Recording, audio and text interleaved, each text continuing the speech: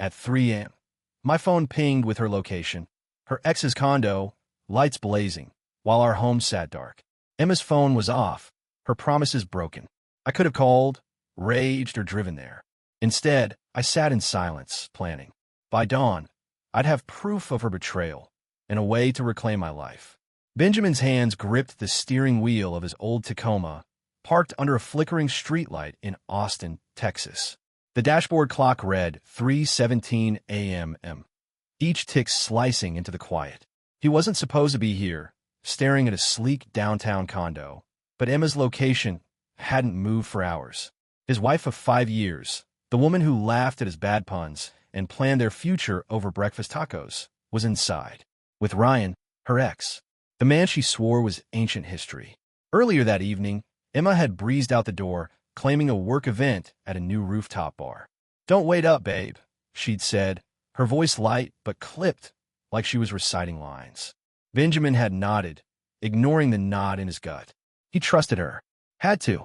They'd build a life together. Date nights at food trucks, kayaking on Lady Bird Lake, volunteering at the animal shelter where Emma's charm won over every adopter. Benjamin, a 32-year-old mechanic, was the steady one, fixing neighbors' cars for free and coaching Little League kids who called him Coach B. Emma, a marketing exec, was the spark, her energy pulling people into her orbit. Together, they were unstoppable. Or so he thought. The first crack appeared weeks ago. Emma's late nights multiplied, her excuses flimsier. Client dinners, she'd say, or team brainstorming.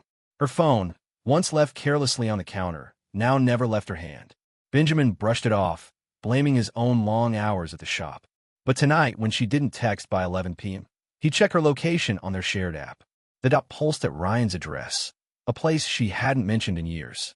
He called, straight to voicemail. Again, voicemail. By 1 a.m., he was driving, not to confront her, but to confirm what his instinct screamed. Now, parked across the street, he watched shadows move behind Ryan's curtains. Music thumped faintly, laughter spilling out. Benjamin's chest tightened, but he didn't storm the door. Rage wouldn't help. He needed proof, something undeniable. He opened their shared cloud account on his phone, scrolling through months of ignored notifications. There, buried in a folder labeled Work, were photos Emma hadn't deleted. Her and Ryan at a bar, her hand on his arm, time-stamped 3 weeks ago. His thumb hovered over the download button. He saved them, each click hardening his resolve. Back home by 4 a.m., Benjamin didn't sleep. He sat at the kitchen table, laptop glowing, digging deeper. Their joint bank account showed a flagged transaction, a $10,000 transfer attempt to an unknown account, initiated by Emma at 2 a.m. The bank's fraud alert had stopped it, but the note chilled him. Account holder claimed spouse unavailable to authorize. Unavailable. The word echoed. Was that her plan? Erase him bit by bit? He found more. A text thread, synced to their shared tablet between Emma and Ryan. "Party set for tonight," Ryan wrote. "He won't suspect a thing." Emma's reply. "He's too busy playing hero at work. See you at 8. Benjamin's jaw clenched. Hero. The word stung, twisting his quiet sacrifices, overtime to save for their dream house, fixing her car at midnight, into something pathetic. He screenshot every message, saving them to a hidden folder. By 5 a.m., he uncovered an email draft Emma hadn't sent, tucked in her personal account. Addressed to Ryan, it read, "Once Ben gives up, we're clear. He'll cave like always." Benjamin stared at the screen, the words blurring. Cave. She thought he'd fold, walk away, let her rewrite their life. But she'd miscalculated. Benjamin wasn't caving. He was building a case. He closed the laptop, his mind racing but clear. Emma would be home soon, expecting him to be asleep or oblivious. She'd play the part, tired from work, maybe even toss him a smile. But Benjamin was done playing along. He grabbed a notepad, jotting down a plan. Move his essentials to his buddy's place, secure his finances, leave evidence she couldn't deny. No yelling, no scenes, just truth cold and sharp. As dawn broke, painting the sky over Austin in streaks of orange, Benjamin stood. He wasn't the naive husband Emma mocked in her texts. He was Coach B, the guy who taught kids to swing for the fences, who rebuilt engines from scraps. And now, he'd rebuild himself. Emma's betrayal had lit a fuse, but Benjamin wouldn't let it destroy him. He'd use it to walk away stronger. At 5 a.m., Benjamin found Emma's unsent email to Ryan. He'll cave like always. Her betrayal was a calculated plan, not a mistake. But Benjamin wasn't the pushover she thought. With screenshots saved and a bank transfer stopped, he plotted his next move, quiet, sharp, and unstoppable. Emma was about to learn her game had consequences. The sky over Austin was still bruised with dawn when Benjamin finalized his plan. He sat at the kitchen table, laptop closed, a single notepad listing his steps. Secure the bank account, move his essentials, gather more evidence. Emma's email draft to Ryan burned in his mind. He'll cave like always. She'd underestimated him, banking on his trust to cover her tracks. But Benjamin, the 32-year-old mechanic who fixed cars for free and coached Little League, wasn't folding. He was fighting back, not with fists or shouts, but with precision. First, the bank. At 6 a.m., he called the fraud department, voice steady despite the adrenaline. My wife tried transferring our savings, he said. She claimed I was unavailable. I'm very much available. The agent confirmed the $10,000 attempt was flagged, but Emma had used her maiden name, a detail that pricked Benjamin's suspicion. Was she already planning a life without his name attached? He requested a freeze on the joint account, splitting his half into a new one. Done, the agent said. She'll need your approval for any future moves.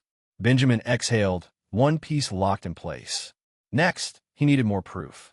The photos and texts from last night were damning, but Emma was slippery, always twisting truth to fit her narrative. He logged back into their shared tablet, her carelessness his advantage. In her messaging app, he found a new thread with Ryan, timestamped 3:45 a.m. He's probably asleep. Let's talk tomorrow. Ryan's reply. You sure he won't show up? I don't need drama. Benjamin's fingers trembled as he saved the exchange. Drama. As if his life was a sideshow to their game. Digging deeper, he accessed Emma's work calendar, synced to their shared cloud. No work event was listed for last night. Instead, a blocked-off evening labeled R private. His stomach churned, but he kept moving, cross-referencing her social media. A tag photo from a mutual friend showed Emma at a downtown bar 2 weeks ago, Ryan's arm around her waist. The caption, Old friends, new vibes. Benjamin downloaded it, adding it to his growing digital vault. By 7 a.m., he packed a duffel bag, not with clothes, but with essentials, his laptop a flash drive with backups, and his Little League whistle, a reminder of who he was outside her lies. He called his buddy, Mike, who owned a garage and a spare room. Need a place to crash for a bit, Benjamin said. Mike didn't ask questions. Come over whenever. Benjamin loaded the truck, leaving no trace he'd been packing. Emma would walk into a house that felt normal, until it didn't. The final step was the trap. Benjamin printed the key evidence, the email draft, the bank alert, the text, the photo. He slipped them into an envelope, writing a note in sharp, deliberate strokes. You chose lies. I choose freedom. Goodbye, Emma. He placed it on the kitchen counter, where she'd see it first. No theatrics, just truth she couldn't dodge.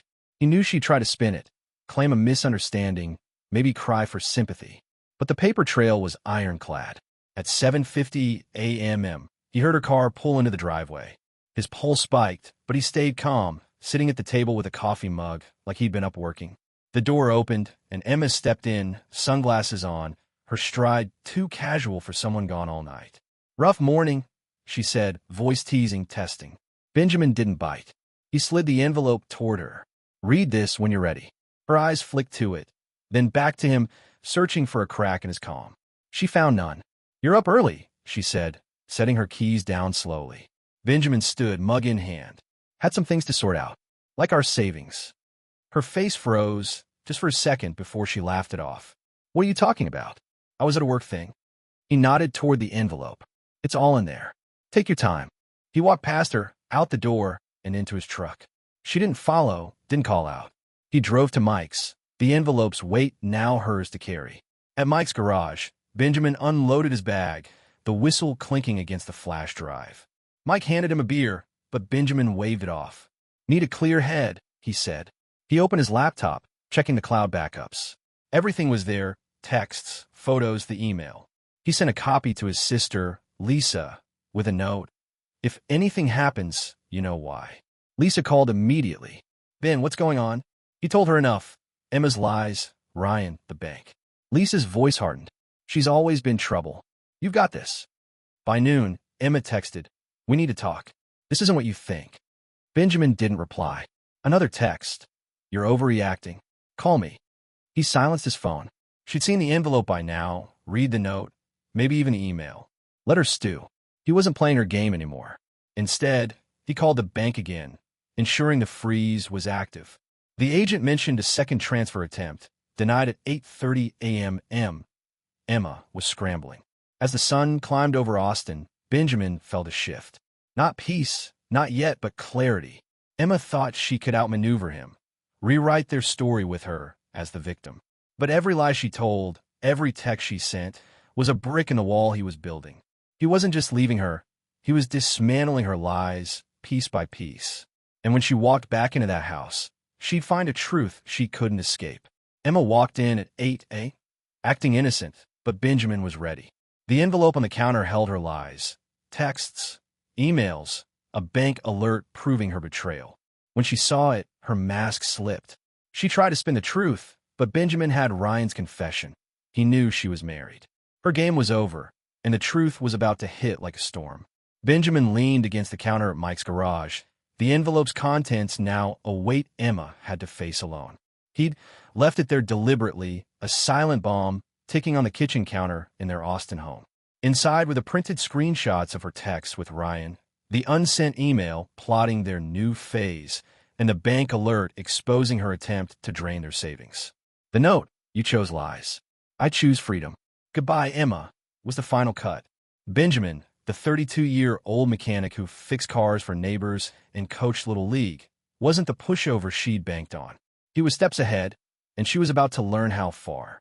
At 8:15 a.m., his phone buzzed. Emma's name flashed, a voicemail. Ben, you're blowing this out of proportion. It was just a party. Call me back. Her voice was steady, practiced, but Benjamin heard the edge, a crack in her usual confidence. He didn't respond. Let her open the envelope, see the evidence, feel the walls closing in. He sipped coffee at Mike's, the garage's hum of tools grounding him.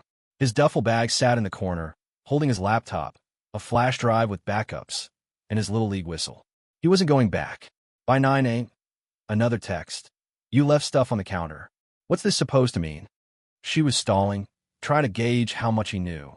Benjamin stayed silent, picturing her flipping through the pages. Her flirty text to Ryan, the email about him caving, the bank's fraud alert. He'd made sure every piece was undeniable, no room for her to twist the narrative. At 9:30, she called again, this time leaving a message that wavered. Okay, I saw it. Can we talk? I can explain. He saved the voicemail, another brick in his case. Benjamin wasn't just waiting. He was moving. He called his sister, Lisa, who'd always seen through Emma's charm. She's been texting me, Lisa said. Says you're overreacting, that it's all a misunderstanding. Benjamin sent her the screenshots. Read these. Then tell me who's overreacting. Lisa's reply came fast. She's done. I'm with you. He asked her to keep an eye on Emma's social media, knowing she'd try to spin the story to their friends. At 10 a.m., Benjamin got an unexpected email from Ryan. Subject, my bad, man. It read, she told me you two had an open marriage. I didn't know she was lying. I'm out. Benjamin's jaw tightened. Ryan wasn't sorry. He was covering himself, throwing Emma under the bus. But it was gold. Benjamin forwarded it to Lisa, adding it to his evidence. If Emma tried to play victim, Ryan's own words would bury her. Back at the garage, Mike noticed Benjamin's focus. You good, man? He asked, wiping grease from his hands. Benjamin nodded, just tying up loose ends. He checked the bank app, another transfer attempt, denied at 9:45 a.m. Emma was desperate, probably realizing the account was frozen. He called the bank, confirming his new account was secure. She tried again, the agent said. We'll need your statement if she disputes the freeze. Benjamin agreed, his voice calm but firm. I'll send everything today. By noon, Lisa texted. She's posting cryptic stuff online. Something about being betrayed. Friends are asking questions. Benjamin smirked. Emma was trying to rewrite the story, paint him as the villain. He sent Lisa a new batch of evidence. Ryan's email, the bank alerts, and a screenshot of Emma's calendar with our private marked. Share this with anyone she's lying to, he said. Lisa replied, already on it. Sarah's pissed. Sarah, Emma's sister, had always been neutral, but Benjamin knew she'd turn if she saw the truth. At 1 p.m., Sarah called. Ben, what the hell's going on? Emma says you're leaving her over nothing. Benjamin didn't hesitate. Check your email. I sent you what she's been doing with Ryan and the bank. He hung up, letting the evidence speak. Minutes later, Sarah texted, I'm done with her. She lied to me too. Another ally in his corner. Another crack in Emma's facade. Emma's next move came at 2 p.m. A frantic text. Ben, stop spreading lies to my family. You're ruining everything. He didn't reply. She was unraveling, her control slipping as the truth spread. Benjamin drove to a coffee shop near Zilker Park, needing air. He opened his laptop, organizing his files, texts, emails, bank records, Ryan's confession. He emailed his attorney, a friend from high school, attaching everything.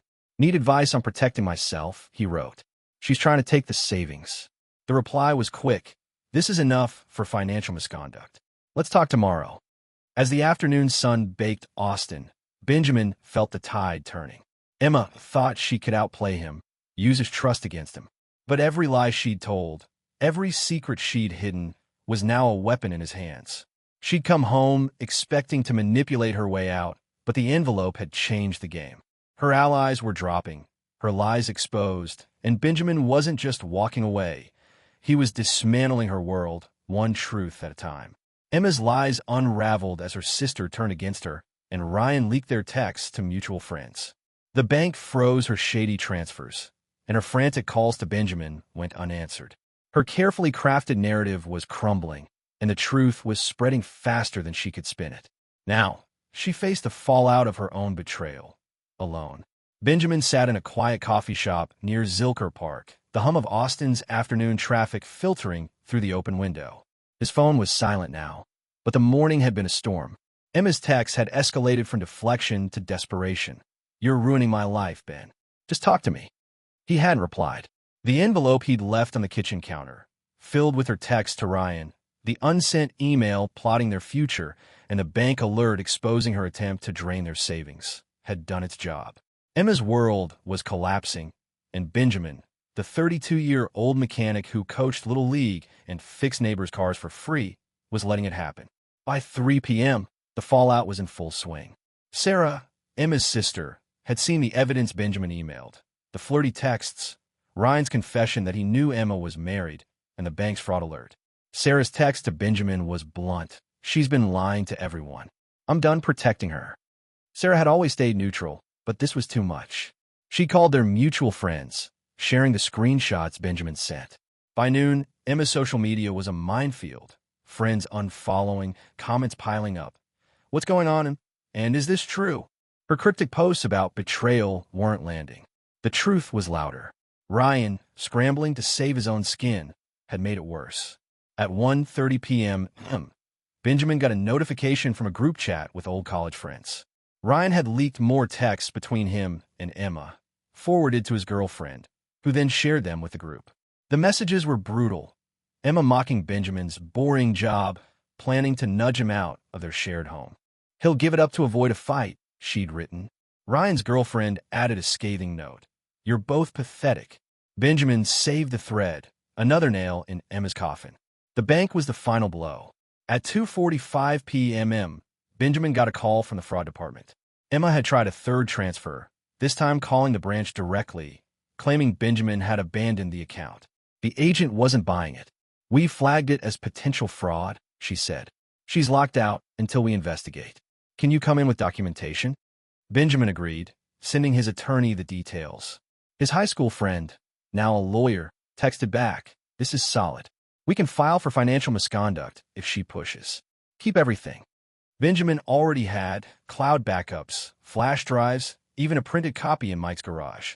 Emma's calls kept coming, 5 by 4 p.m., each voicemail shakier. Ben, I didn't mean it, she said in one. I was stupid, okay? Let's fix this. Another, you're turning everyone against me. This isn't fair. Benjamin listened, saved them, but didn't respond. Her voice, once a source of comfort during late-night drives, now sounded like a stranger's. He wasn't angry anymore, just done. She'd built a house of cards, and he'd pulled the first one. At 5 p.m., Lisa, Benjamin's sister, called with an update. She's spiraling. Posted a sob story online, but people aren't buying it. Sarah's telling everyone how she lied about you being controlling. Benjamin nodded, staring at his coffee. Good. Let her dig her own hole. Lisa paused. You sure you're okay? He wasn't, not entirely, but he felt steady. I'm getting there, he said. Thanks for having my back. Lisa's voice softened. Always been. By evening, Benjamin drove to Mike's garage, where he'd been crashing. Mike was welding a fender, sparks flying. Your phone's blowing up, he said, nodding to the duffel bag. Benjamin checked. More texts from Emma, now pleading. I'll do anything. Just come home. He silenced the notifications and helped Mike with the fender, the work grounding him. His little league whistle, tucked in the bag, caught his eye. Tomorrow, he'd be back on the field, teaching kids to swing for the fences. Emma couldn't take that from him. At 7 p.m., an unexpected email landed from a mutual friend, Jen. Heard what's going on. Emma's telling people you're unstable. I didn't believe her. Sent you something. Attached was a screenshot of a group chat where Emma claimed Benjamin had snapped and left her homeless. Jen's message continued. She's lying. I saw the text with Ryan. We're done with her. Benjamin forwarded it to his attorney. Another piece of her narrative unraveling. As night fell, Benjamin sat on Mike's couch, laptop open. He organized his evidence, texts, emails, bank records, Ryan's confession, now Jen's screenshot. He wasn't just protecting himself. He was ensuring Emma couldn't rewrite this story. His attorney called, voice calm but firm. If she tries to fight the account freeze or spins this publicly, we've got enough for a clean break. Maybe even damages. Benjamin didn't want her money. He wanted her to face the truth. Emma's final text came at 9 p.m. I'm sorry, Ben. I messed up. Please. For a moment, he remembered her laugh at food truck nights, her hand squeezing his during kayaking trips. But that Emma was gone, replaced by someone who saw him as a pawn. He didn't reply. The silence wasn't weakness. It was his power. Emma's world was falling apart, and Benjamin was already building a new one, brick by brick, without her. Emma's lies collapsed. Friends turned, her sister cut contact, and the bank locked her out. Benjamin held the truth. Screenshots, emails, and Ryan's betrayal. Her desperate pleas couldn't rewrite the story. Now, in a new town, Benjamin rebuilds, finding peace not in revenge, but in rediscovering himself. The final chapter isn't hers, it's his. Benjamin drove down a quiet road outside Austin, windows down, the late summer air carrying the scent of cedar and freedom. It had been 2 weeks since he left the envelope on the kitchen counter, exposing Emma's lies, her text with Ryan, the unsent email plotting their future, the bank's fraud alert. The fallout had been swift. Emma's world unraveled as her sister Sarah, mutual friends, and even Ryan turned against her. Benjamin, the 32-year-old mechanic who coached Little League and fixed cars for free, hadn't fought back with anger. He'd used truth, and it was enough.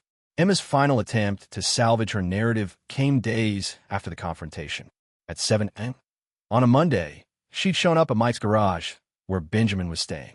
He was under a truck, tightening bolts, when her voice cut through the clank of tools. Ben, we need to talk. Her tone was softer, practiced, but he didn't look up. Nothing to say, he said, sliding out from under the chassis. She'd held out a coffee, a peace offering. He didn't take it. You read the envelope. You know why I'm done. Her eyes darted, searching for an angle, but Benjamin walked away, leaving her standing in the gravel lot. Her text stopped after that, replaced by a single voicemail at midnight. I'm sorry, Ben. I lost myself. I didn't mean to hurt you. Please, let's try again. Her voice cracked, raw, but Benjamin saved it without listening twice. He'd heard her apologies before, always followed by excuses. Instead, he forwarded it to his attorney, a high school friend who'd been building a case for financial misconduct. She's desperate, the attorney said. The bank's investigating her transfer attempts. You're clear, but she's in trouble. By week's end, the bank confirmed Emma's accounts were frozen pending a fraud inquiry. Sarah texted Benjamin. She's crashing at a friend's. Keeps saying you ruined her, but I show him on the screenshots. She's done with her too. Emma's family, her last stronghold, had crumbled. Benjamin didn't gloat. He felt no joy in her downfall. only relief that the truth had spread faster than her lies. He moved to a small town 30 miles from Austin, renting a one-bedroom apartment above a hardware store. The rent was cheap, the streets quiet, and the locals didn't know his story. He took a job fixing vending machines at high schools, where kids high-fived him when their snacks didn't jam. On weekends, he volunteered at a community center, teaching teens to rebuild bike frames. Their grins, grease-streaked and proud, reminded him of his Little League days. His whistle, still in his duffel, was a talisman of who he was without Emma. Lisa, his sister, called weekly. "You sound lighter," she said one evening. Benjamin was grilling burgers on a small patio, the first meal he'd cooked for himself in months. "I'm getting there," he said. "She's not my problem anymore." Lisa shared that Emma had deleted her social media after friends kept confronting her with the leaked text from Ryan. Ryan, dodging his own fallout, had moved to Dallas, his girlfriend done with him too. The house of cards they built had collapsed entirely. At the community center, Benjamin met Alex, a retired teacher who ran the bike program. Over coffee, Alex shared his own story of betrayal. A business partner who'd cheated him out of savings years ago. "You don't win by hating them," Alex said. "You win by living better." Benjamin nodded, the words settling deep. He wasn't just surviving Emma's betrayal. He was building something new.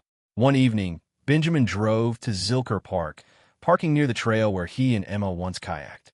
He didn't linger on the memory. Instead, he walked the path alone, phone off, the city's skyline glowing in the distance. The weight of her lies, her texts, her secret plans, her attempt to erase him, was gone. He'd sent his attorney a final batch of evidence.